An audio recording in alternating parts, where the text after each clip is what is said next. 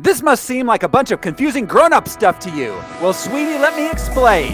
It's harmless phosphorescence.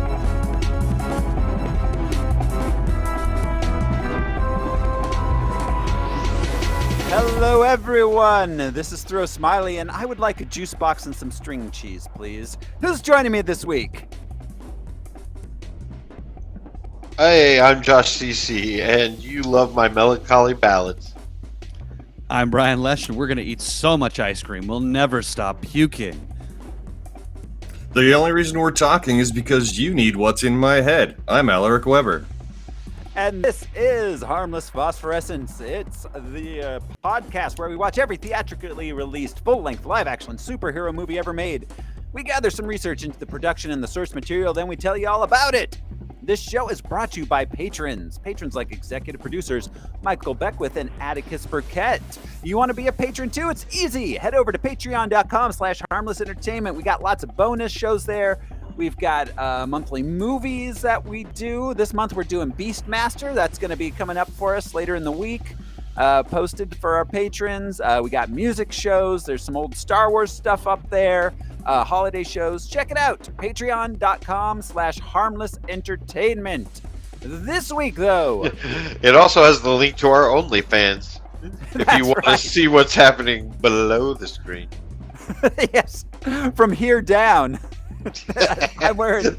That's the real show. Yeah, That's where you can find our monthly calendar. That's the various states of undress.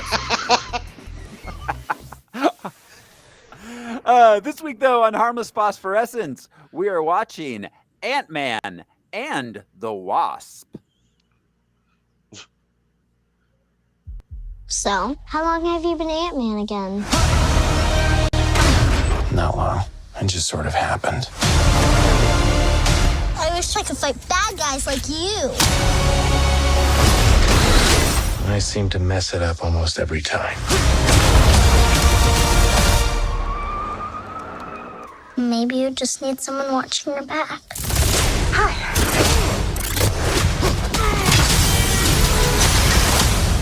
Like a partner. Dr. Pym, I actually heard what happened to you. You opened up the quantum realm. That's when this crazy creepy ghost who like walks through walls and stuff. Stole your tech. And now she wants to take over the world or whatever. Who would have believed that in your hour of need, you would turn to us? Not me. Because we robbed you. Do you remember? That's us. The only chance we've got is both of you. AntMan and the Wasp teaming up.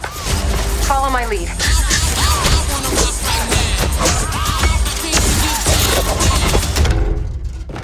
She seems more intense. No.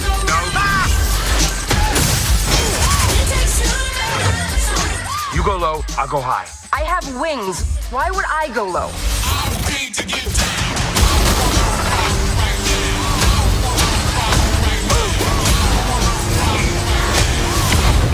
We're gonna die. I don't want to die. We didn't die.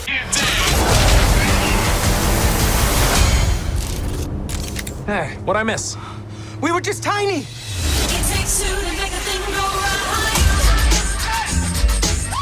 I was partners with Hank on a project called Goliath. How big did you get? My record, 21 feet. You? 65 feet. 65. If you two are finished comparing sizes, 65. AntMan and the Wasp. It was released July 6th, 2018. It has a running time of 118 minutes, cost $195 million, and it made $622.7 million at the box office. So it was a bit of a hit. Kind of a mid-range Marvel hit there when you only make $600 million. Right. Yeah. So that talking about the box office for the AntMan and the Wasp means it's time for us to play the box office top 10 game. But how much did it make at the post office? 35 42 stamps. Yeah, that's a lot now. It is. How much does a stamp even cost now? I have no idea. Forever don't stamps know. $1, right? Is it Forever? $1 now? I don't believe that it will forever be $1, but I think they're $1. Well, I feel like you should just load up on forever stamps, like because they're forever and they're just going to keep going up in price. So it's like NFTs; they'll Yeah. never go down.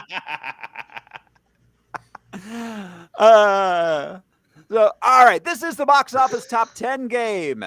It's the game where I will describe the top 10 movies of the week of July 6th, 2018. The guys here are going to try to guess what movie I am describing based on the description. You guys ready to play? Oh yeah. Yes. After I share that 53 cents is the current stamp price. Okay. Soon to be 57. Oh, it just keeps going. That's, the price of stamps. Stamps are the future. That's right. I'm tired of Invest this. now. Yeah. I put my Don't do all. that. I don't put anything into my 401k. It's all in stamps. You just send that to the company that handles. Yeah. Here are more stamps for my 401k. Like we keep telling you, that's not how this works. I trust you will deposit it. All right. So at number 10 for the week of July 6, 2018, at the box office, a man puts together a team to stop a time traveler. Deadpool 2. Deadpool 2. Yeah, Deadpool 2, last week's movie. Still hanging on in the top 10 about good solid 2 months later. Wow. At number 9, an exploration of the life, lessons, and legacy of a children's television host. Let me be your Won't you neighbor. yeah. Can I be Yeah, your the neighbor? Mr. Rogers documentary. Oh, the documentary. Yeah, not the Tom Hanks Not the one. biopic. Yeah, the documentary one that came out. You're like, did you see the real story about the real Fred Rogers? Well, now let's see Tom Hanks do it. Yeah, that's basically what it was. That's what happened. I didn't I see. just watched 2 hours of the man himself, but okay. I didn't see either of these, but I wish that the Tom Hanks version was him covered in tattoos. You know, the old rumor of him having sleeves, and he was like an ex-military operator. Like, yeah. Apparently, he was notoriously profane, like on the set and among friends and things. But I haven't seen either as well because I'm afraid of the emotional response, especially the documentary. Like, they're both gonna. I fuck would me bawl up. my eyes out. I'm 100% certain. Yeah. Like somebody played him in a cameo in the new show about Julia Child on HBO, and like basically the creation of PBS. And there's a Fred Rogers character, and even that made me cry. Oh, like man. she's bummed out because Betty Friedan gave her shit, and so she's like sulking and sad. And he just comes over and he's like, "It looks like you could use a friend." Now sit down. And it's just like, oh my god. Yeah. Anyway. Yeah, Fred Rogers, man, that dude. George Romero worked for him. Aw. Wow.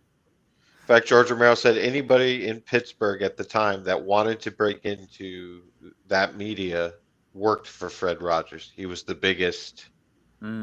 So consider that public television, but he was the biggest entity in Pittsburgh, but still.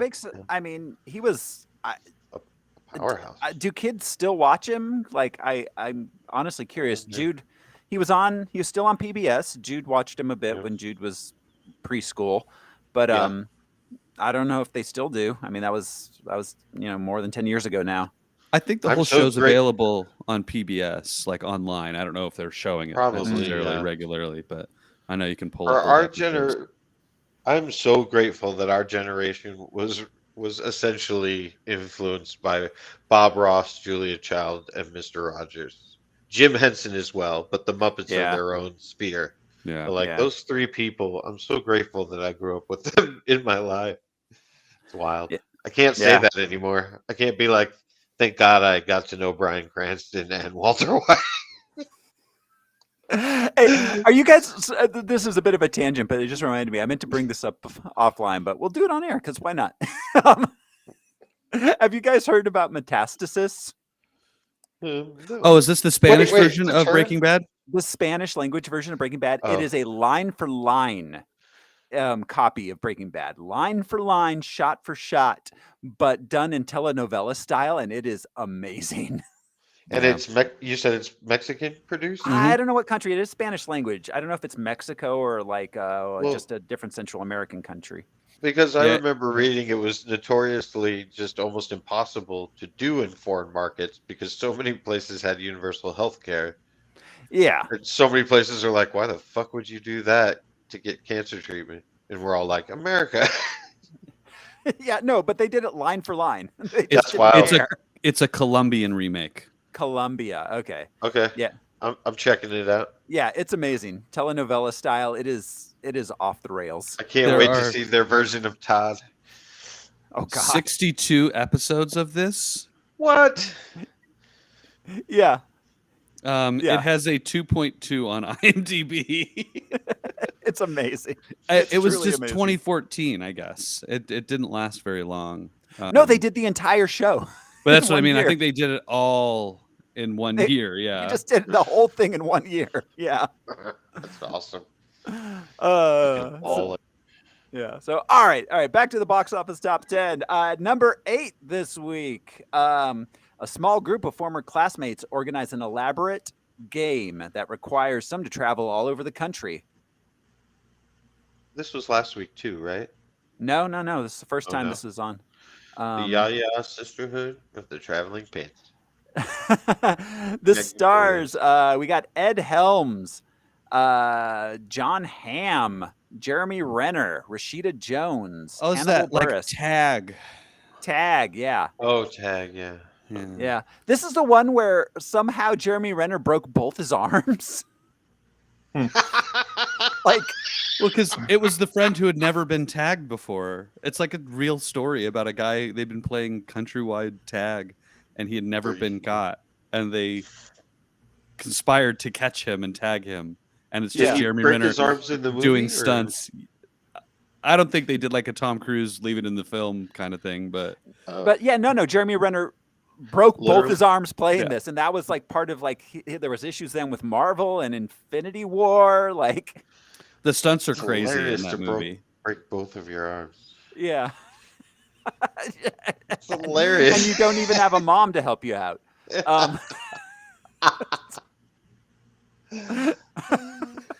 Okay. Son of Edith.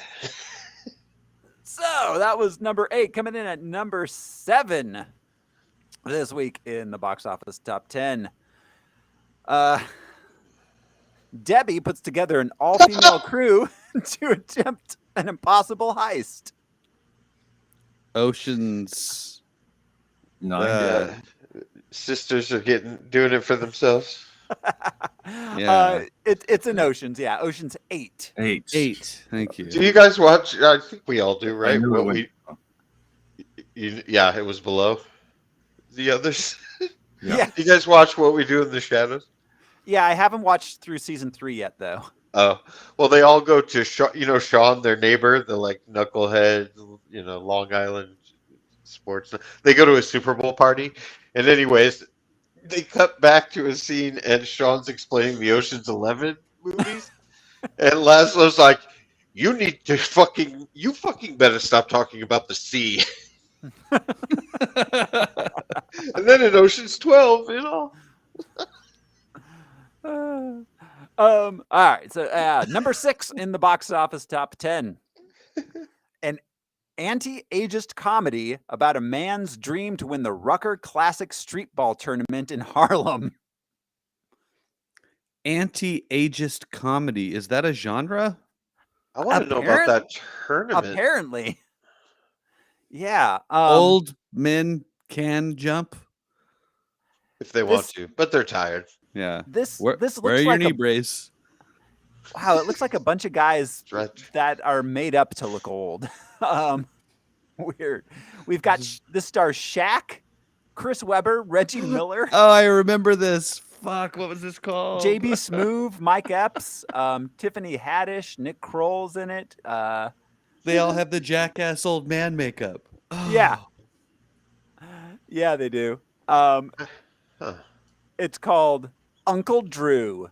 Yeah. Fuck. Mhm. Yeah, I remember that vaguely. Wow.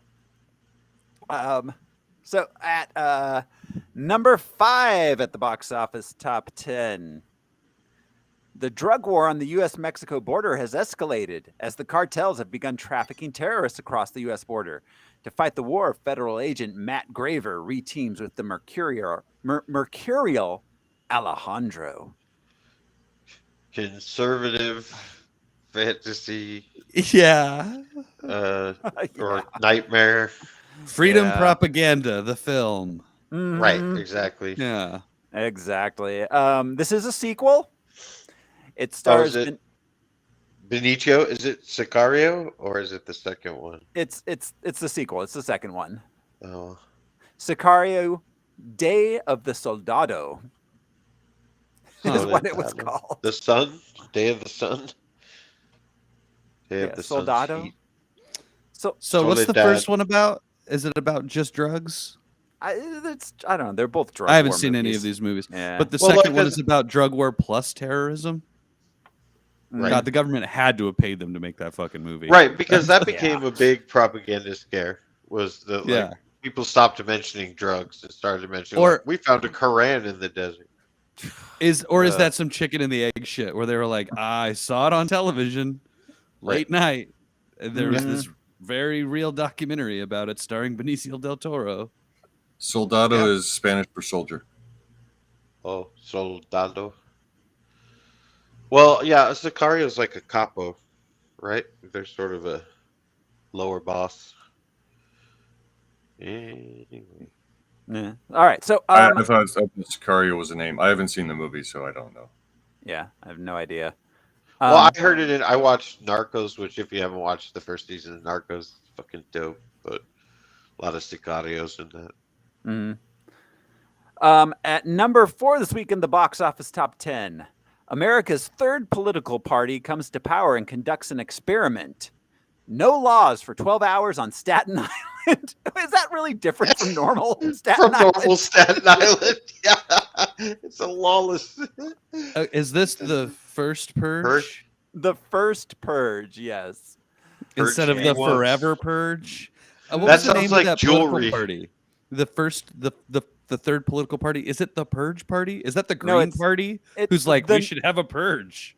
It's the new Libertarian. founding fathers of America is what it's called. Basically, yeah, Jesus. libertarians on steroids is Wow. the idea. Do you want to show her a special Christmas? Get her the Forever Purge. Let her Only murder her Jared. family with no consequences. It's a diamond tennis bracelet. The Forever Purge. Yeah, the first Purge sounds like, oh, baby's first Purge. Oh man, that's something that we're gonna end up doing, right? That's a Purge it to that's a me. franchise throw. The Purge is a Dude, franchise. they're There's, wacky. like Human you were saying, though, centipede. there's so many horror franchises that we might have to really pick and choose those ones. I if think we do should that. pick Yeah, and choose I the think Purge we'll have to because- pick and choose. But yeah, I want to do Yeah. the Purge. Yeah. Oh, Same. yeah, I'm like, yeah. I oh, want to do the absolutely. humans. I want to do the human centipede. Oh, Oh, no. God, I don't Oh, know if God, I don't know no. if I have can- the stomach I for don't that, know. man. I don't want to, but I might have the mouth and the just asshole, like but not the war, stomach some for things it. have to be done. Oh, that one's rough. I don't know. Oh my I God. can't. I haven't. Oh, I've never seen them. I have no desire Me neither. whatsoever. That's I haven't we either. gotta. Okay, I got an idea. Not to hash this out on the air, but we should make a wheel. We should Sure. spin the wheel with horror movies on it, and let the wheel Just choose. franchises, yeah. 'Cause, Yeah. I mean, Fast Fast and Furious is a franchise, but I don't know if I'm physically and mentally prepared. Oh, that has to be So the first one random. we do. It's so awful. yeah, I haven't it's- seen it, any of them. It goes Oh, so I've off the seen a- rails to my understanding that like I'm just so intrigued by it. I kind of liked the first couple, but anyway. So, Moving all on. right. Yeah, moving on. At number 3 this week in the box office top 10. When an island's dormant volcano begins roaring to life, Owen and Claire mount a campaign to save some endangered creatures. Jurassic World, the money machine. Fallen Kingdom. Yeah, that was a bad movie. That was a real bad one. Yeah, it was. I just love the first name in the description. It's just so hilarious. Brad and Gina. Yes, like, oh no, them. Yeah, those people, yeah. Speaking of franchises, the Jurassic. I'm fine with that. Starts strong and gets worse as we go. I'm here for it. I want to talk about the first one. There's so many. Yeah, Jurassic. I watched the first one 2 days ago. I love that movie. Oh, yeah, the first Jurassic Park is amazing. Yeah, I still remember seeing it in the theater. Yeah, dude. I was 5 and I was terrified. I loved that movie experience. My sister saw it like 13 times, and she was young at the time. I think she was probably 10 or 11, but like literally my mom would take her to the theater. She'd watch it like 3 times. I saw it with Amber when we were dating in high school. Yeah. All right. At number 2 on the box office top 10. A family takes on a mission which involves changes in their family dynamic. Changes in latitudes. Changes in latitudes. I feel like there are a lot of names that you did not say out loud for this. I know. One. Like, who are you talking about? Kristen? Which I feel like this is going to be like the Smith family. There's going to be a name in this description. It's okay. So Bob must manage the house while Helen goes out to save the world. Wait, is this The Incredibles 2? Incredibles 2, yeah. Whoa. See, I knew their names. Yeah. Bob and Helen, yep. And at number 1 this week, as Scott Lang balances being both a superhero and a father, Hope Van Dyne and Dr. Hank Pym present an urgent new mission that finds the AntMan fighting alongside the Wasp to uncover secrets from their past. Okay, that description is out of control. That description is fucking bonkers if you have no idea what we're talking about. If you don't know this movie, you're like, what is that? What is all of that? What the hell is an AntMan? No, I was just gonna say, like, we were talking about how crazy it is, like the descriptions of the 50 Shades movies. Like, yeah, to people who don't know these things, that makes no sense. Yeah. So, all right, that is our box office top 10. That brings us to our comic book and character background. Alaric Weber, explain to us the things that we need to know. Alrighty. There were a lot of characters in this, several we've seen before, but I just wanted to run through them real quick to get comics timeline. Hank Pym first appeared in Tales to Astonish number 27, January of 1962, and was first seen as Ant-Man September of the same year in Tales to Astonish number 35. Janet Van Dyne, the Wasp, joined Hank Pym on his Ant-Man adventures in Tales to Astonish number 44, June of 1963. Hank Pym and Janet Van Dyne were both founding members of the Avengers in the comics.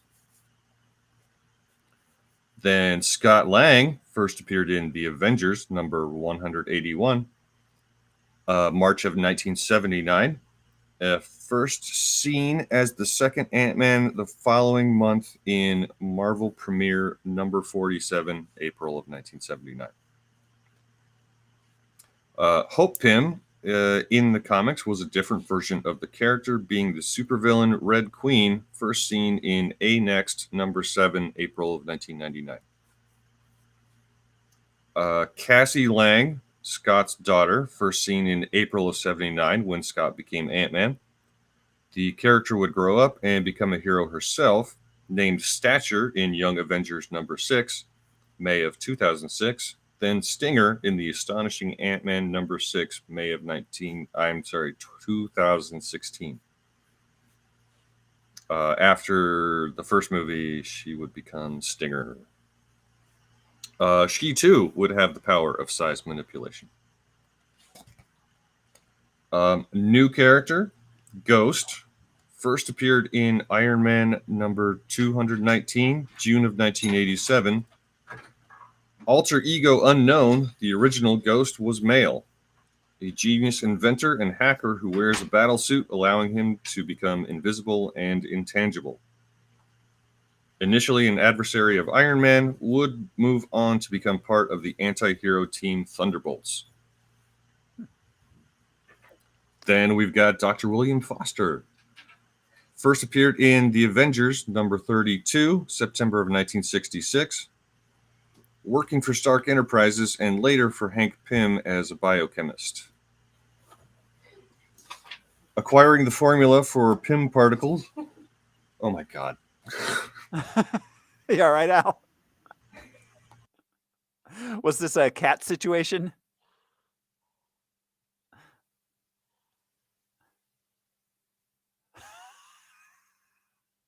You're muted now, Al. I know. Someone just snuck into my house and was playing with my feet. I hate it when that happens. That's got to stay in the show. Well, I saw her come in. I was watching in case you get murdered, in case it's one of those situations. I like to watch murder on Zoom. Get murdered on Zoom also. I don't like it, but if it's going to happen, I'll take a peekaloo. Okay. Right, Bill Foster. Bill Foster. So, acquiring the formula for Pym particles, he became Black Goliath in Luke Cage Power Man number 24, April of 1975. He would later be known as Giant Man as of 1979, then simply Goliath as of 2006.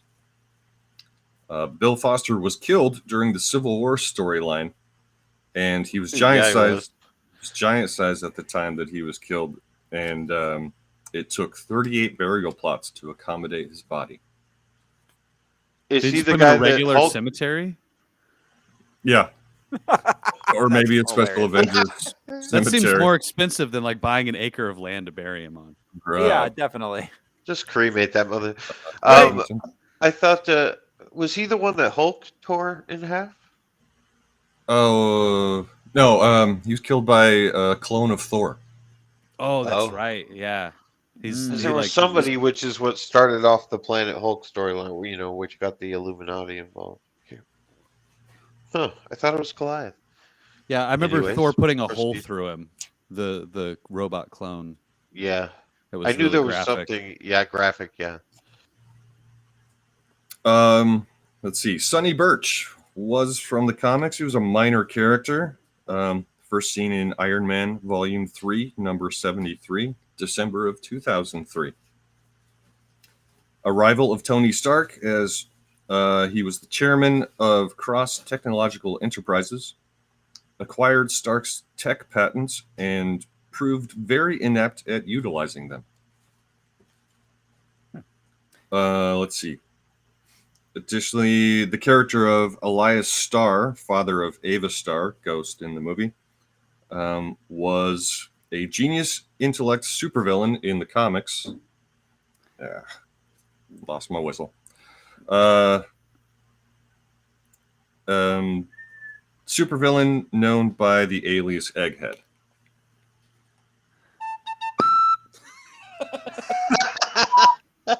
Better late than never. I'll always take it. Oft imitated. Never, yeah. Yeah. And then James Wu. Jimmy Woo. A Chinese-American secret agent who first appeared in the Atlas Comics title Yellow Claw in October of 1956. Wow. Yellow Claw? Yeah. Terrible. 56. Wow. But I love that. Of course, I love Randall Park, no doubt. Oh, But I love that character. I love that character and the way he weaves through the MCU. Yeah, his WandaVision appearances are that great. was all neat. I hope we continue to see his perspective on things. It's nice to see regular people. Yeah. Randall Parks was telling a story about how while he was filming, I don't know if it was WandaVision or this, he was walking down the street one day and someone yelled, "Hey, Asian Jim!" And he was like, "Oh my God, that's so racist. Yes, I play a character named Jim," but then he was like, "Oh, that's right, I was on The Office." Office, yeah. He forgot his cameo on The Office. He's like, "I forgot He I was was Asian Jim." Yeah. Let's see. James Woo and other characters from Yellow Claw were brought to Marvel a decade later, with Woo joining S.H.I.E.L.D. in 1968. Woo. And that's all I got. All right. Thank you, That's Al, for that. That's all I'll say about that. Yeah, for that comic book background. That brings us to the production of the film itself. This movie was directed again by Peyton Reed, who directed the first one. Writers are Chris McKenna and Eric Summers. They also were writers on the Spider-Man: Homecoming. Noise. They were in Community. They were a writing team. They wrote on Community also, and also getting a writing credit is Paul Rudd. Nice. Yeah. Well, again, we were talking last week. An improviser like that. Ryan Reynolds is quite accomplished, but fucking Paul Rudd, man. Yeah. Oh yeah. Paul Rudd is. I watched the improvised. director's commentary on this, and Peyton Reed was saying that Jimmy Woo, Randall Park, and Paul Rudd are equally adept at improvising. And he was just like, watching them work together was the most incredible thing. Their timing is great. Yeah, you just let them run, and they just do their own thing. Yeah, they have a lot of chemistry. Like they do. Too. Yeah. The end. Do you want to go out and hang out? Maybe. Would you want to? Or I'll see you next time. I'm arresting you. It's so great. I also want to just throw in, how cool and weird is it that the show Community was basically a farm team for the MCU? Right? Yes. For real, I man. love Community from the pilot. Honestly, and sitcom pilots can be rough, but yeah. No, Community is it was just one of the best TV shows ever. I mean, it dipped in quality here and there, but it was so good. Now I want to see the Prince Namor movie directed by Chevy Chase. With Chevy Chase as Prince Namor. Shirtless, swimming.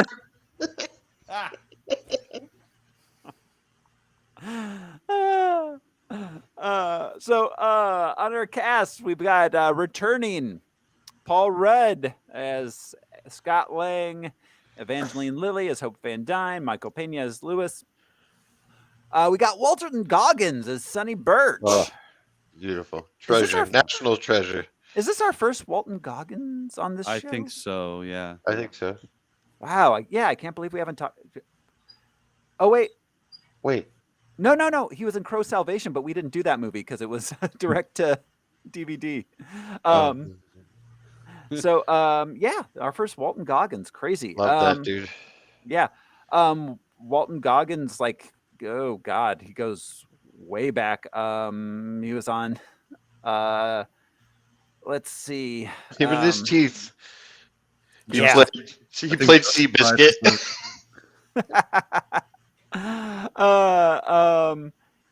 Let's see. He was in The Next Karate Kid. That was one of his first movies. Yeah. Let's see. Shanghai Noon, Joyride, The Bourne Identity. He's just a character actor in everything. He chews up the Hateful Eight. Yes. Man. Somehow he's. This is weird to say. Better than Sam Jackson, which is hard to fucking be and do. And then of course all the Danny McBride, Jody Hill projects. Yes. Baby Billy in the most recent. Yeah, Vice Principals. Oh, I'm sorry. And the first time I took notice was on Justified, which if you haven't watched that show, it is really, really good. He played Boyd on Justified. Boyd, yeah, so good. And his mother is acclaimed character actress Margot Martindale. Yes. Oh, and he was also he did do a guest spot on Community for one episode too, bringing Oh. it back. Huh? Yeah. Yeah. Walton Goggins, man. Character actor extraordinaire. Let's see. Bobby Cannavale back as Jim, the Maggie's Judy Greer's husband. Stepfather, yeah. Yeah, Judy Greer's Maggie. T.I. back as Dave. Yep. David. Oh my God! Andrew just pointed out Walton Goggins. I forgot he plays a transgender prostitute on Sons of Anarchy. Oh wow! God damn, he's so good in that. All right, carrying on. Yeah. So David Datsmalchian as Kurt. Hannah John Kamen as Ava / Ghost. Let's see. So she was in Ready Player One. She was on the TV series Killjoys. She was Ornella on Game of Thrones. I don't even remember who that was. Oh my God, she was a First Order officer in The Force Awakens. Let's see. Yeah, so she's currently in the not currently. Most recently, she was in the Brave New World series, which I only just now learned about, and that's because it's a Peacock series. Yeah, I would have watched that if I had heard of it. Yeah, there's so many things like Peacock, Paramount Plus. Like I have no idea what's on those. All I know is Peacock has all the Chicagos. Yeah, somebody made a Catch-22 show. Yeah, with George Clooney. Yeah, he produced it, probably directed. Yeah, the amount of things that exist that like I would have like lost my mind over like 10 to 15 years ago that I simply haven't gotten around to is insane. Yeah. Yep. It's too much television. Too much. Have we reached Don't ever peak, say that. Have we reached peak TV? Because that's there was that theory that I can't remember what producer like had the theory that we're gonna like peak oil. We're gonna reach peak TV where there's so much TV we can't possibly keep up or pay attention, and then it's gonna start diminishing the amount of new like prestige TV there is. I think that's called the Phantom Clown theory. Abby Ryder is back as Cassie. She absolutely kills it. Yeah, she's cute. Yeah. Oh my God. She's currently playing Margaret in the Are You There, God? It's Me, Margaret movie, which is coming out this year. Wow. Whoa. Yeah. Wow. Now it's just a one. No. Are you there? Are you there, God? Nope. Stop writing, please. Why is that dude the authority on having your period? As we mentioned, Randall Park plays Jimmy Woo. Is this wait? Have we talked about Randall Park previously?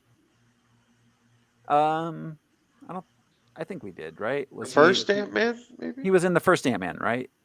Was he? Was he?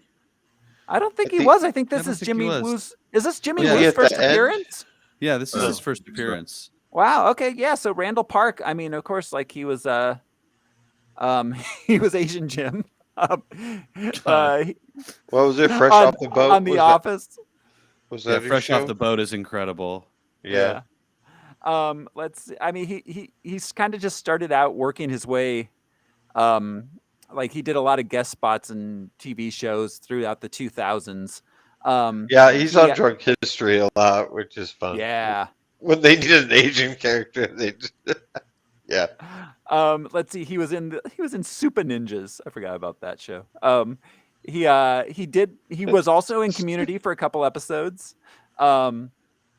He did some Robot Chicken work. Oh my God, so much TV work. It just goes on and on. Oh, I forgot. He did a guest spot in Lower Decks. Huh. Who's in Lower Decks?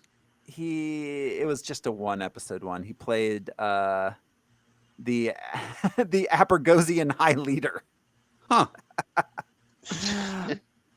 Time to go back and watch all Lower Decks again. Yeah.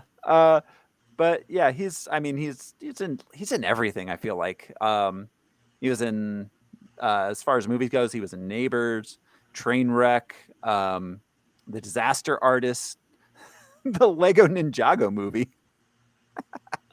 We'll see him again in not too long. He's in Aquaman. Really?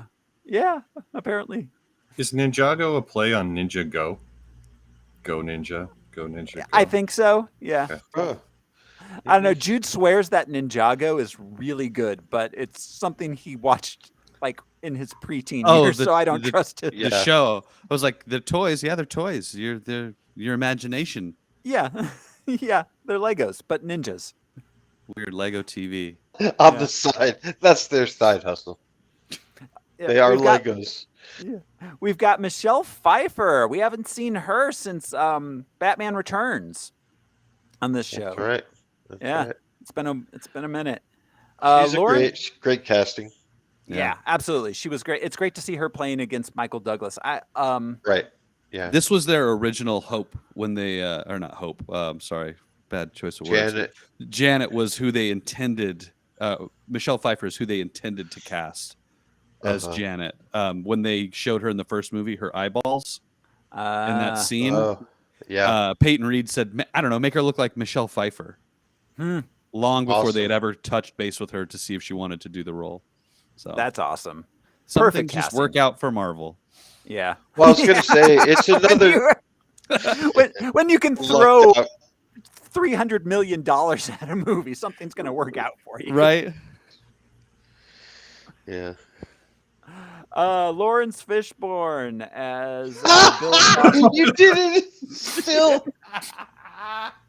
That's like CC level, like of the Fish Clan. Yes. Fishburne. He's Fishburne. Lawrence Fishburne. So he's also in Aquaman, right? Because he's Fishborn. Because he's Fishborn. He comes on the King's head.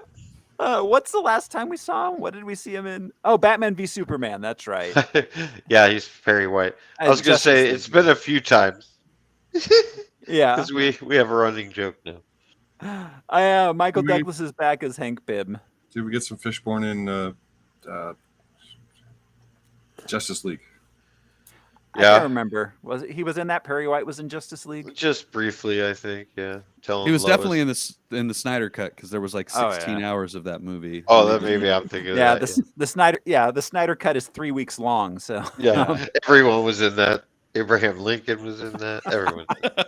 I was Moses. And for some reason they were all Martian. In that. For some reason they were all Martian Manhunter. Or named Martha. Yeah. Martha Manhunter. My dad's name is Martha too. Both my parents' names were Martha. It was Martha and Martha. I am the Martha Manhunter. Martha Manhunter.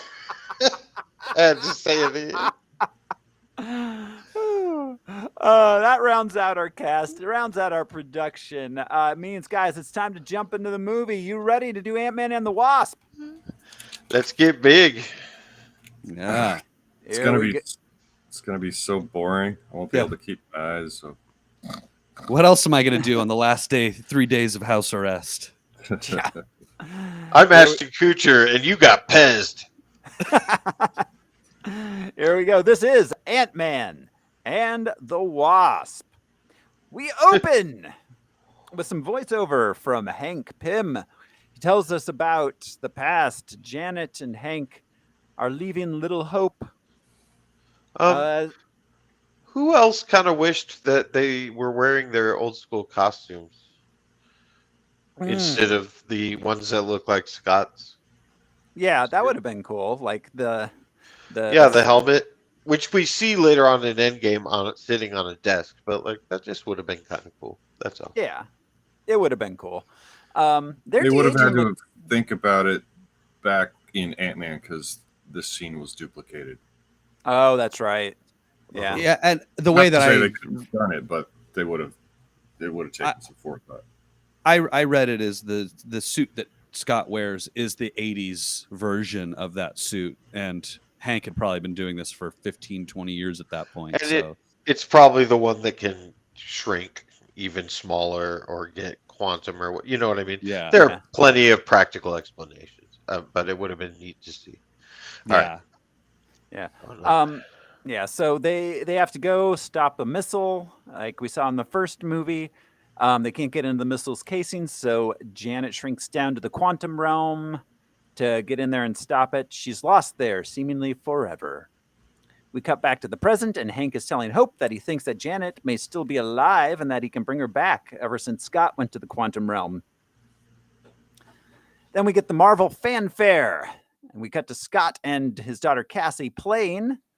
This is Marvel's 10-year anniversary. The Marvel logo is the special 10-year thing. The IO and Studios is a 10. This is the 20th movie. Kind of neat. Yeah. Cool. It's crazy that we've got 20 movies already. This whole sequence with go ahead. I was just going to say, we're now up to 28 movies plus the series. In the Crazy. MCU? 28 MCU movies plus all of the Disney Plus series. The series. Wow. I love it. The whole sequence with Cassie in the beginning, just so well done, so brilliant. That kid is sweet and funny. Is such a great actor too. She really nails everything that she was asked to do. I love her mischievous. I love her mischievous, like when she sees something and she just looks like devilishly happy about it. Yeah, Paul Rudd's kid. Yeah. I buy it immediately.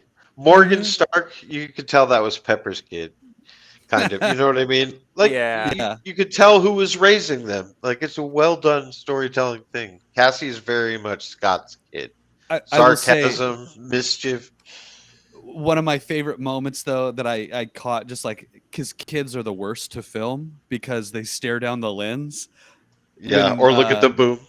Yeah, I paused the movie at some point to go to the restroom, and I came back, and she was staring right into the camera in this scene, and I just made me laugh so hard. I was like, oh man, I never would have noticed that if I had just stopped in that immediate moment. And you just hear the refrain from Curb Your Enthusiasm, like they do in meme videos now.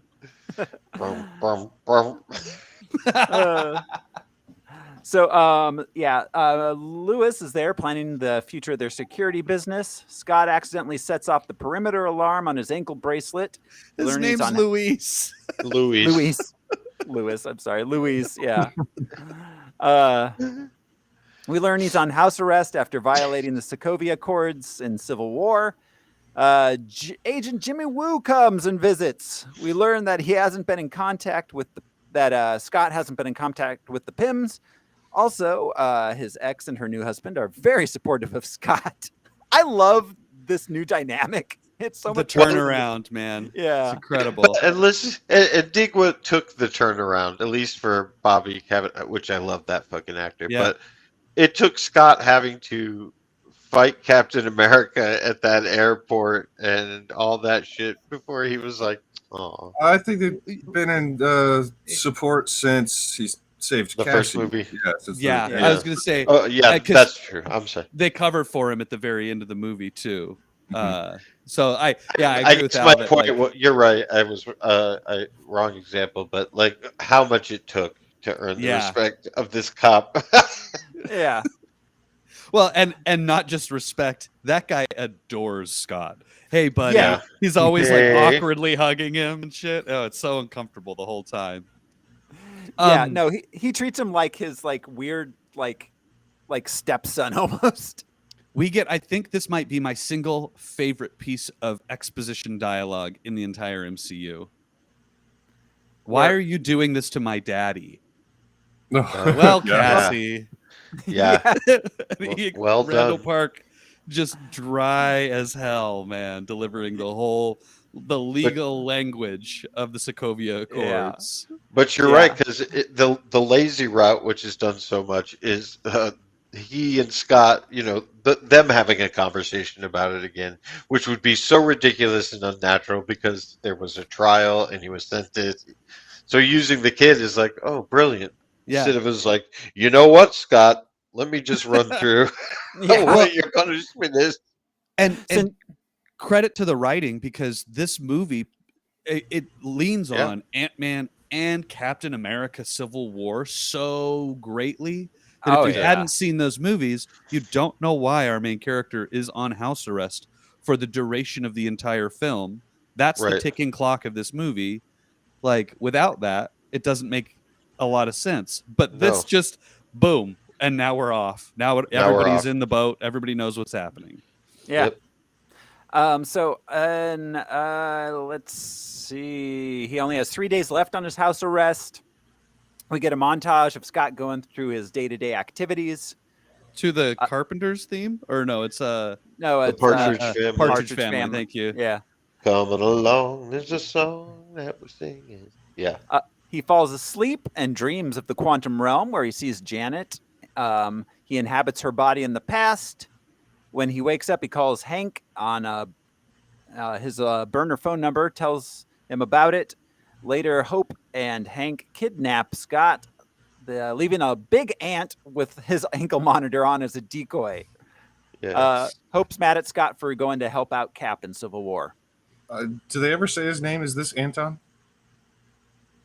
Oh, I don't know. think so. Anton was a flying ant, wasn't he? Yeah. No, I can't remember. But there was the giant ant at the end of the first Ant-Man that became their pet.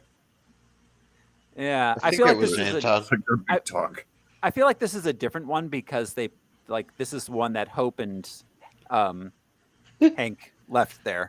I'd be willing to bet mustache. I bet the government took that ant after the events of Civil War. That makes sense. Yeah, makes sense. They killed all the ants. He doesn't know anything. Just shoot the ant like a cop shoots a dog. Oh, There's God. an FBI exterminator out at the Lang house every day, just killing all the ants. FBI exterminator. A 1 block radius. Do you have a possum that crossed state lines? Call the FBI exterminators. So they arrive at their secret lab where Hank is building a quantum tunnel with the help of some ants. Science. I love this reveal though, Scott. Like, do you need money? Do you need help? Because I can help you. Like, he thinks they're squatting. Yeah, but that also does lead to the question: where are they getting money from at this point? I have to imagine he's got like secret funds in Switzerland or something. I don't know. He probably still owns patents, right? Yeah, he probably owns patents. But he's on the run. How is he going to even collect all that? I think that Hank I don't know, but they steals can't for take fun him away from you. and has been stealing for fun his entire career. I think that he's just like, I don't know. Yeah, it's easy. I just shrink things down and expand them and sell them. Yeah, I mean, yeah, there's definitely a lot of ways he could, be making a lot of money on the side. But yeah, anytime anyone's like on the run and has like all this tech in any movie, I always think like, how are they getting the money for all of this? Look at all my ant money. He like shrunk like Breaking Bad style barrels of cash just into tiny little Tic Tacs, and they're in a Tic Tac container. Andrea says they're selling black market stuff. Yeah. Oh yeah, because that's how they meet. That's how they meet Walton's character. Oh yeah, that's right. Because they have an established relationship with him. Okay. Yeah, that's a good point. Yeah. All right. So let's see. Hank's angry at Scott. Scott tells him he destroyed the Ant-Man suit he was using. Hank believes Scott became quantumly entangled with Janet when he was in the quantum realm. They have to get a part for the quantum tunnel from Sonny Birch. They give Scott a new suit and head off, but we see they're being followed by a mysterious semi-invisible figure. It's a bar mitzvah suit. Yeah. Hope meets Birch, but Birch double crosses her. He wants to get involved with his research to sell it to the highest bidder. Hope wasps out. White Anglo-Saxon Protestant. She starts drinking some white wine and complaining about the help. Has a bake sale, but doesn't bake anything herself. Yeah. She fights off Burt and his men. She gets attacked by a quantumly unstable masked figure. Scott Pretty joins cool in. villain, I must admit. Yeah, and a cool That is choice to go up against, the quantum powered shrinking people. Someone who can phase in and out of Phase things. in and out. Yeah, absolutely. They try to fight off Ghost, but she escapes with Pym's lab, which has been shrunk down to the size of a suitcase. They head back to Louise's with a handle.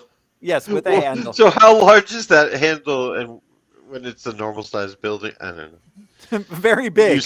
Can you still extend that thing up? I mean, we do see it at the end. It is extended when the building expands in the final. I'm certain we talked about this in the first movie, but as cool a movie concept it is and looks, when you make it large in a new location, how do the utilities work? How does it get hooked up to water, septic, gas? Well, and also something of that size needs a foundation, because like when at the end when they put the house on the beach, I just kept thinking like that's gonna like just sink into that sand. You can't just put a house on sand. It was so close to the edge of the water. All right, carry on. Tiny houses. Yeah. So all right. Let's see. They head back to Louise's office to hide out and regroup. They decide to go to Hank's old partner Bill Foster. Meanwhile, Ghost goes back to her hideout and sleeps in her special glass box. I want one of those to sleep in. It's like a Michael Jackson chamber. That's what they are now. Sealed. I'd love to sleep in one of those. At the university, they meet with Bill, who we find out was shrunk and giant when he worked with Hank. Bill gives them a way to find their lab, or an idea of a way to find their lab. Jimmy Woo shows up, and they flee. Sorry, Thoreau, but Shrunken Giant is also an awesome band name. Shrunken Giant, yeah. On the road, Hank tells them they can't use Bill's idea because his new suits don't have the proper pieces. They're called diffractors. It's the part he needs to track the lab. Scott reveals he didn't really destroy his old suit. It's at Cassie's school because she took the trophy it was in for show and tell. The original conversation that he then backs out on is like, I destroyed your suit. You destroyed my suit. It's my life's work. I love Michael Douglas' reaction to that. You didn't? Yeah. Just equally mad that he didn't destroy the suit. Right. Yeah. You can't win with Hank. Never. I love the continuing thing of that it's actually pointed out that that Hank has a lot of falling outs with people. Maybe it's you, Hank. Yep. Yeah, he's an asshole. Notoriously. And I also love that.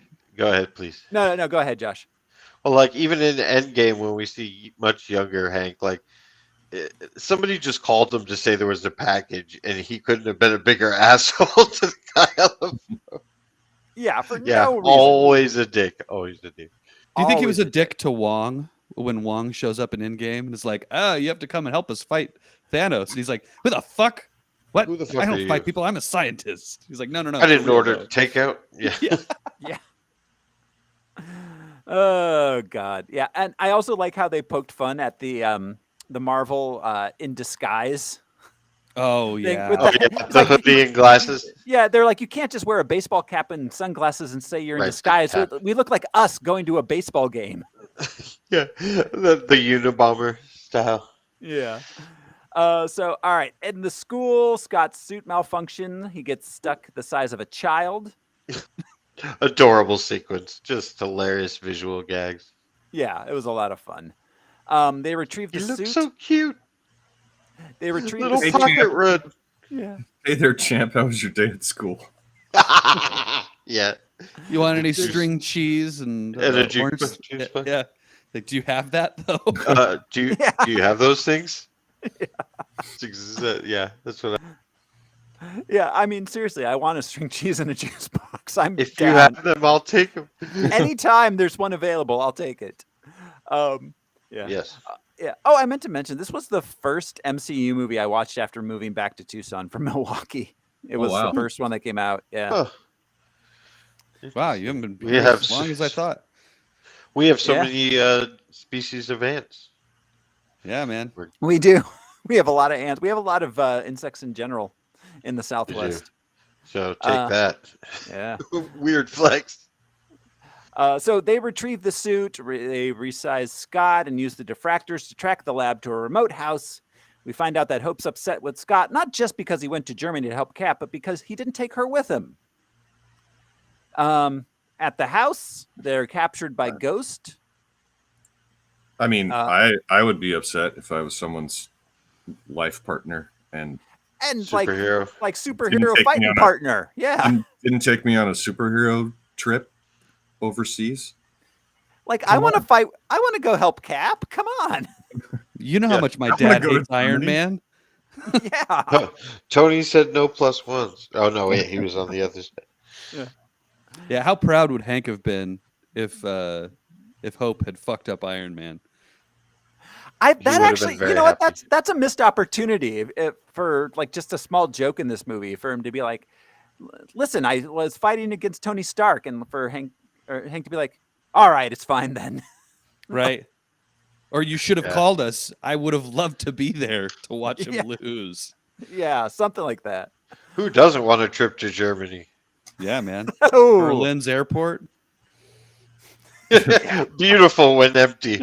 Beautiful. So serene. Yeah. The pretzels just left out. They discover Ghost can phase even without the suit. She reveals herself to be Ava Starr. Her father, Elias, was another of Pym's former partners who died with his wife during an experiment that went wrong. Bill Foster arrives and reveals that Ava's dying and is in constant pain as a result of her condition. They plan to cure her using Janet's quantum energy. Believing that this is going to kill Janet, Hank refuses to help them. He fakes a heart attack and tricks them into releasing some giant ants, which they use to escape with the lab. They find a new spot to make the building big and begin preparations to open the tunnel. As vicious as she is, Ghost, Ava, she's not trying to take over the world. She's just trying to save her own life. Yeah. I said villain earlier. That's a misnomer for sure. Yeah. Yeah, I mean, it's born of necessity. It's not born of malice whatsoever. Yeah. Or personal gain. Talk about like being able to steal if she wanted to. It's unfortunate that she can't go along with like later Bill Foster's like, we can find another way. Like, we can all help you. We can all help you. But she also only has like a few days. Yeah. So she's like she's panicking at this point and just wants to do anything she can to. She's a little antsy. Little antsy. Luis calls and needs Scott to help fix an issue with some plans for a client on their security company. So he tells them where they are. Then Birch shows up and uses a truth serum. There's no such thing. Yes. To discover Scott, Hope, and Hank's location from Luis and his partners. Birch calls the feds and tips them off as to Pym's location, thinking he can get the lab from the government more easily than from Hank. Meanwhile, Bill and Ava plan to get the lab back from Hank. She only has a couple weeks until she dies from her condition. Ava wants to kidnap Cassie to force them to give them the lab. Bill refuses, saying there has to be another way. Do you think she applied with Make-A-Wish to destroy Hank Pym? Like, I would like Hank Pym to die. Make-A-Wish is like, I want to meet Captain Jack Sparrow. John Cena shows up and he's like, I'm here to help. Kill Hank Pym. Like, I guess. You were my second choice. At the lab, Hank opens a stable version of the tunnel. Hank, Hope, and Scott are able to contact Janet, who takes over Scott's body and gives them a precise location of where to find her, but warns that they only have 2 hours before the unstable nature of the realm will separate them for a century. Where to find her? I love the tardigrade field. Is that the right word? Yeah, the tardigrades. Yeah. Oh my God, when this came out, Ella was still, a little wee kid, and her friend Anna, who is an awesome little kid, she was a tardigrade and made the costume herself. She has like butcher paper that she just filled up, so it was just huge. Aww. I don't know. It was the cutest thing I'd ever seen. So Luis calls Scott and tells them that Ghost and the feds know where they are. Scott heads back to his house as the feds are on their way there. Cassie, her mom and stepdad arrive, stalling the feds long enough for Scott to secretly arrive back at his house. And I love the ongoing gag with Wu about him trying to learn close-up magic and card magic. And, yeah, so impressed by Scott. How'd you do it, Scott? What? What? The close-up magic. Yeah.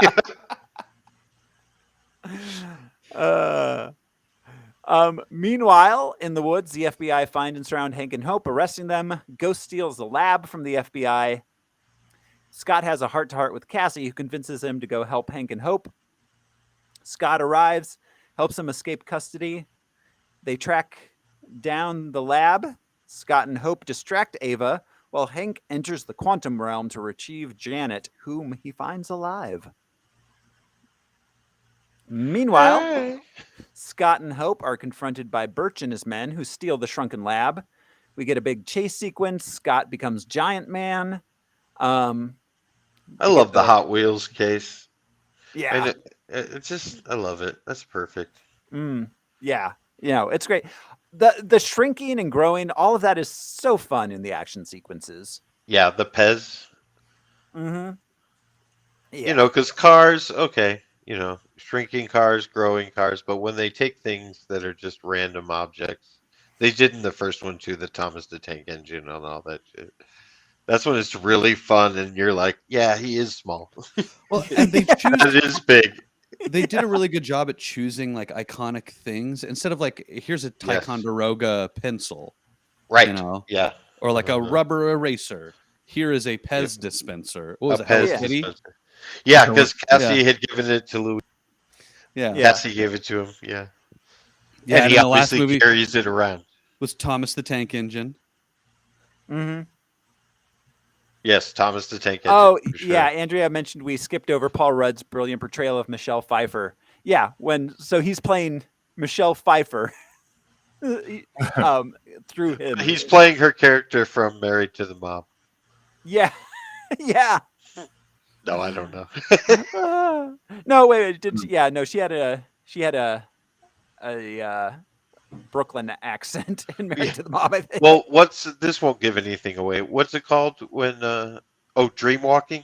Is that what it's called? When you can walk into other people's Yeah. Okay, yeah. The madness, yeah. The chemistry between the chemistry between Paul and Michael Douglas when he's being Michelle Pfeiffer? When he's playing Michelle Pfeiffer, like he's staring longingly into his eyes. Yeah, there's something he sees there. Yeah. But I'm sorry, Paul Rudd is like Kermit the Frog. If you don't have chemistry with him, it's your fault. Yeah, absolutely. So all right. Let's see. Scott's a giant. He gets the lab back, but then passes out. Ava regains control of the lab, allowing her to begin taking Janet's energy by force. Hope shrinks Scott back down to normal and saves him. Luis, Dave, and Kurt incapacitate Birch and his men so that Scott and Hope can stop Ava. We never really mentioned his grandmother had a restaurant with a jukebox that had nothing but Ma's on it. Yeah. Yeah. Oh. So rad. Okay, back to where we were. Which is why Morrissey plays on Scott's phone when Luis calls. Yep. Yeah. Yeah. What's the song? Shit. It's It's the Smiths tune. It is Every day's like Sunday. Yes, every day's like that one. But it has a really cool, such a Morrissey title. Anyways, moving on. It does. It has one of those long Morrissey titles, I think. Morrissey is probably most popular in Mexico and Absolutely. like South and Central. Central America. It's crazy how popular he is in the Southwest. Yes. Yeah. Ask Jerry Wagner. Yeah. Ask any It 80s, doesn't 90s. sound like a Mexican Morrissey name, played in Yuma. Yeah. He sold out the convention center in Yuma, and no Yeah. one sells out the convention center in Yuma because nobody goes to that kind of The shit. phenomena is incredible, and it's legit since the moment they. Yeah, and it's so crazy that's what connected with that culture. It's it's amazing. It makes sense though. It's like that lowrider vibe. Yeah, I love his melancholy ballads. That tall hair. He's got a real Day of the Dead feel. Yeah, he kind of. Oh yeah, every day is like Skellington Man. Yeah. So all right, yeah. So, they are able. So Hank and Janet return from the quantum realm. Oh, first of the gang to die is in there dude. as well. Yeah, Yeah. that was the one I was trying to think of. Sorry, Morrissey. Yeah. Woohoo. Janet voluntarily gives up some of her energy to Ava to temporarily stabilize her. The cops arrive. Birch and his guys get arrested. Scott makes a suit giant to distract Jimmy Woo long enough to escape and sneak back to his house. Bill and Ava go on the run together. Scott's ankle monitor's removed and his house arrest is over. He celebrates by visiting his family. The security company gets a big job. Hank and Janet reconnect, building a very unsafe house on the beach. Yeah, like a 3-story brownstone, just right there on the edge of the water. Did they even check what tide it was or going to be? Well, the good thing is, time is not going to have any effects on this house. They're just going to shrink it again and move it. 10 feet inland. Yeah, that's true. But also, again, like you need a foundation. Like you need a foundation. House on dirt and a freshwater supply. Yeah, and electricity. I mean, maybe they have solar panels or a generator or something, but still, like, we just shit in the ocean. Just AntMan and Wasp. Just the septic tank just shrinks all the shit to microscopic size, so it never fills up. They just send the shit to the quantum realm. They just shrink. They shrink hundreds of gallons of water and then just fill tank with the tens of thousands of gallons that way. I mean, seriously. So the tech in this, that's a good point. Like, they could really be using this tech to get rid of a lot of pollution and garbage. Like, yeah, they could better. There's a lot he could do besides being fucking Hank and running around, driving mini cars places. You're lucky I'm not beating my wife. Be happy with what you get. I think she's lucky. Yeah, it's true. We're all lucky. Yeah, but between Tony and Hank Pym, the billionaire scientists of the MCU are actually probably just as awful as our billionaire tech. As our real ones. They're billionaires. Yeah. So all right. Cassie says she wants to. Oh, Scott, Hope, and Cassie go to the drive-in. To watch them. Yeah. About giant ants. Cassie says she wants to help people when she grows up, like her dad. I wonder if that's a new Avengers, young Avengers. I mean, Stature is a new Avenger. Yeah. Yeah, they're building them. Credits roll, but in a mid-credit sequence, Hank, Scott, and Hope and Janet are planning to harvest quantum energy to help Ava remain stable. Scott goes to the quantum realm, but while he's there, the other three get dusted. Okay, so that scene had some of the most intense emotional impact for me in the MCU. It was just devastating. I don't know. Just Scott being trapped there, seeing the dust. Mm-hmm. Just wow. I remember just being gut punched. The sound of the emergency sirens. Yes. Just going off. Yeah. And the TV, the emergency when we see the ant playing drums, which I think I think it's Anton. That's in the after credits. The emergency broadcast system just. Yeah, absolutely. Oh. It hits you. It's hard. It hits, man, because he's trapped in there. Well, and this movie ended on such a high note. And then we get the post-credits scene. And then that.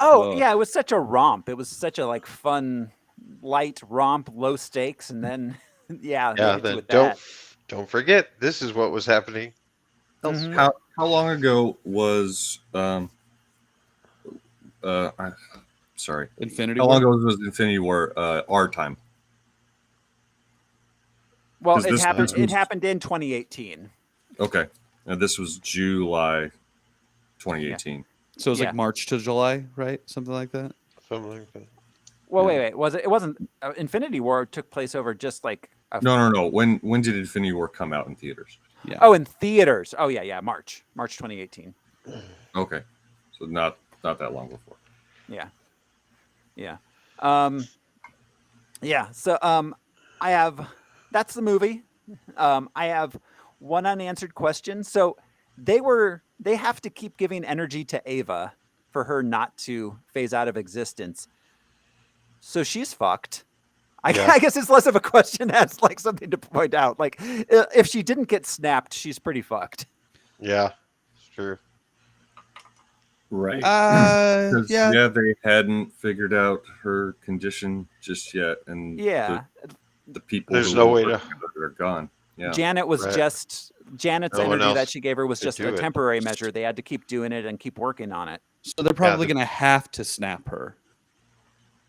She was Yeah. one For that that reason. Yeah, yeah. Yeah, I mean, I wonder if we'll find out in Quantum Mania or if that's just going to be a forgotten plot point.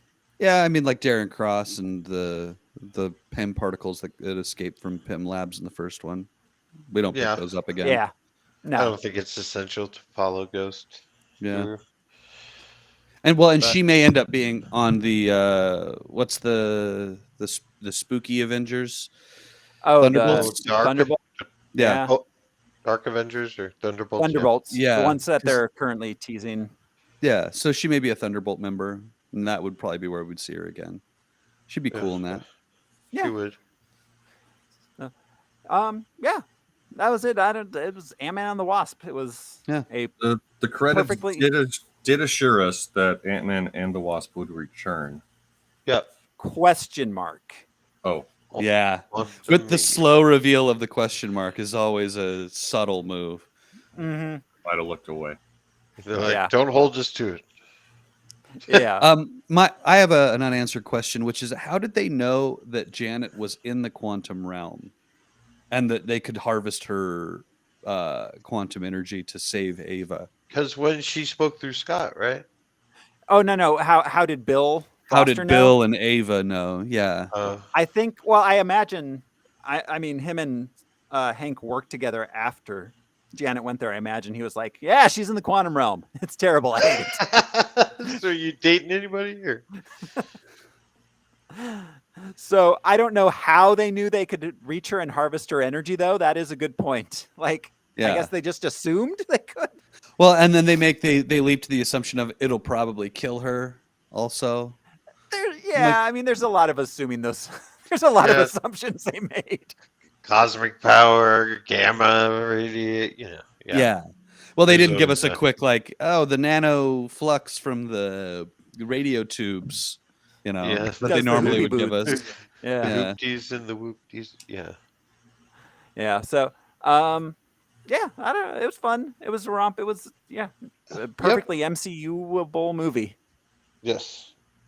Yep. Yeah, I don't know. Any other last thoughts on it, guys? We kind of breezed through this one. No, let's rank it. Yeah. All right. We're ready. We can rank it. I'll open up our rankings here. Ant-Man's 21. Yeah, we have the first Ant-Man at number 21. I guess the first question is, do we want to go above or below that? And which direction do we want to go with this one?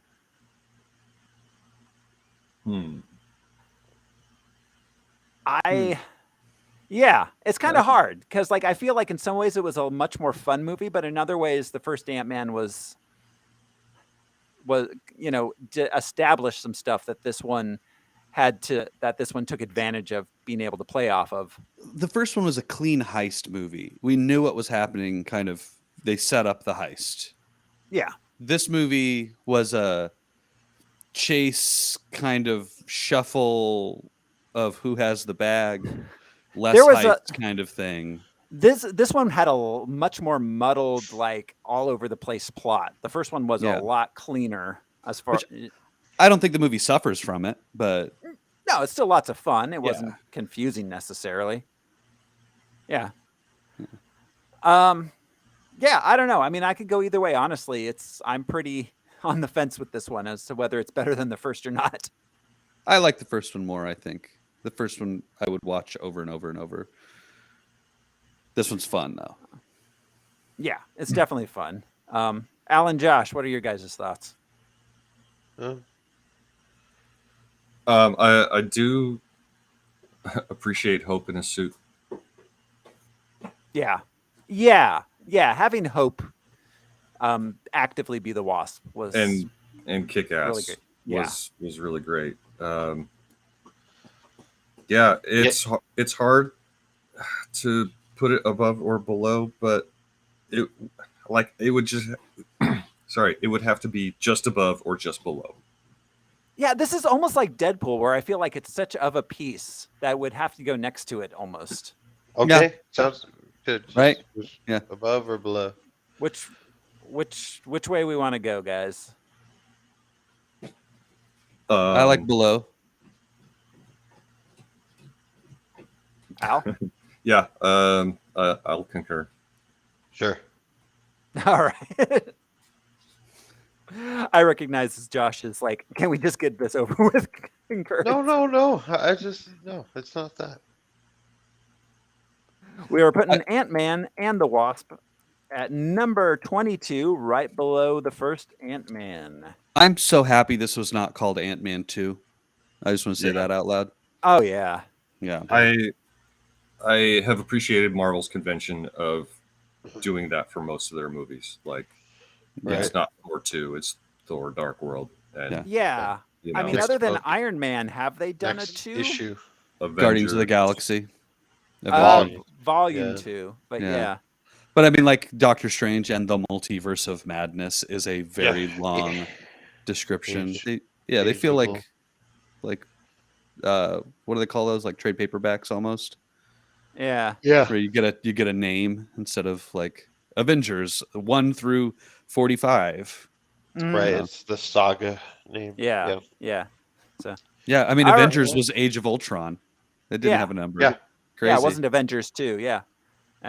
So Captain America, Civil War. Yeah, Thor: The Dark World. Like they started pretty early without. Terms of endearment. 2. The quick in rampagement. Terms of endearment 2. 2 terms, 2 endearment. The Revenge of Dr. Necropolis. So, all right, that brings us to the end of Ant-Man and the Wasp, which means it's time to look to next week. And next week on Harmless Phosphorescence, we are going to be watching Venom. Venom. Venom. Yes, Tom Hardy. Speaking of Thunderbolts, I really like Tom Hardy. I don't know if I like this movie so much, but I like him. I mean, it's a little early, but I think Tom Hardy was the only thing that made the Venom movie watchable. But I agree. Yep. That's for next week's conversation. So yeah, that's it, guys. Until then, thanks everybody for hanging out with us on Harmless Phosphorescence. This has been your host, Rose Smiley, and let's get out of here before the Popo comes back. Who are you, and why do you know so much about car wash protocol? I'm Josh Cece. I'm Brian Lesh, and let's land this fish. I'm Alaric Weber, and I may have entangled your mom. I'm gonna go wash my undercarriage. Your undercarriage. You feel the heat coming up. She's extra salty. I was sad no one used World's Greatest Grandma. I was thinking about that. That's true. It's on my short list. Yeah. I wanted to use the 60s were fun, but now I'm paying for it. Oh, Stanley's, So, all right. We'll see you next time, everybody. Bye. Bye, guys.